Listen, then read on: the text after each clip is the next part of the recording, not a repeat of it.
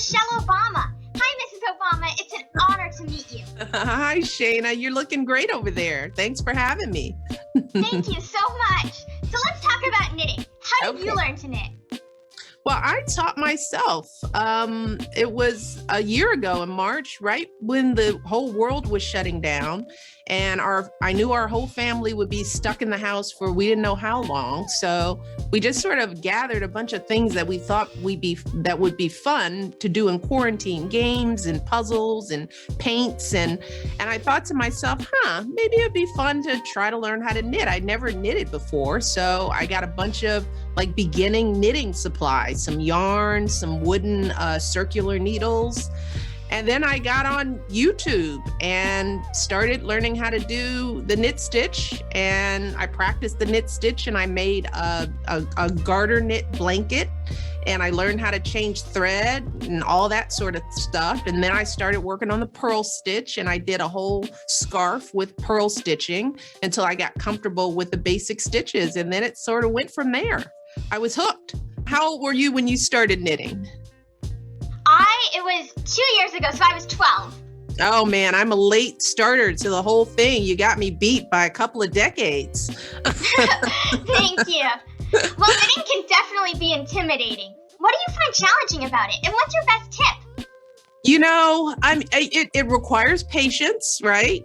So it takes a lot of patience and you have to be patient with yourself because you're going to make mistakes. So I think the best thing I learned was, number one, that everyone knits differently. So there's no one right way to do it, that everyone has their own style and technique. And I like the fact that you can learn how to do different stitches and make corrections. You'll have people who will show you different ways to do it based on how you knit.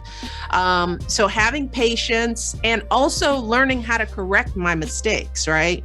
I mean, sort of like you can't knit without making a mistake.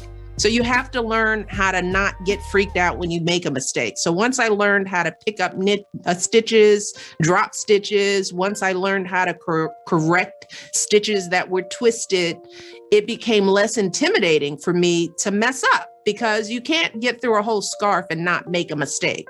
You just have to know how to correct your mistake, right?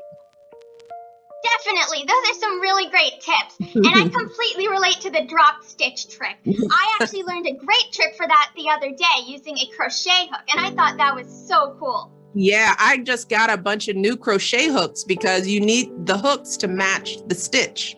So not every crochet hook works for every stitch. If you're working with big yarn, you need a big crochet hook.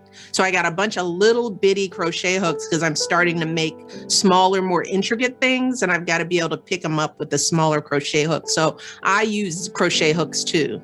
A lot of this stuff sounds complicated until you actually do it. And the more you do it, the more you practice it, the more comfortable it becomes. So no one should be intimidated by knitting. It's not rocket science, right?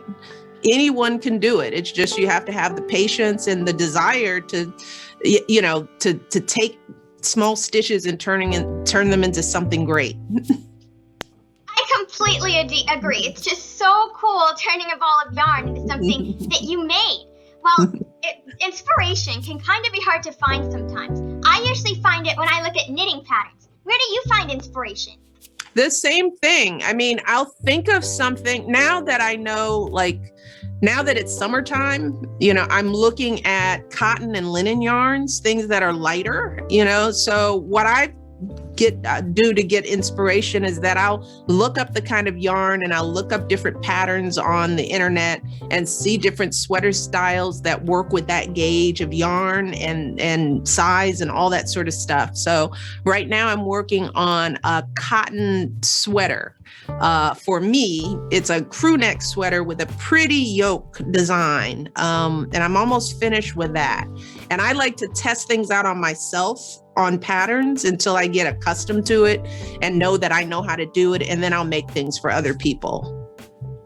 Well, that sweater sounds really gorgeous.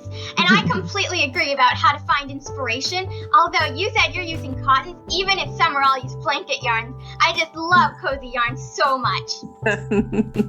That's good. I started last summer. I made a bunch of halter tops for my daughters. For me, like these sort of cool, like very boho chic-y kind of halter tops that my girls love, and they're quick to make. They're just like little bralettes, and you can make them long or short, and then you can adjust them easy because you make the tie, the I-cord. I love doing the I-cord where you can make a whole tie right off of the pattern.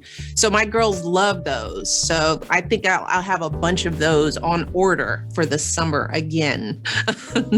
Those sound awesome. I actually heard that you made a few halter tops, and I made my first halter top a few days ago. Oh, but that's I used blanket yarn. cute. Oh, that's Thank so cute. Wow. Thank you.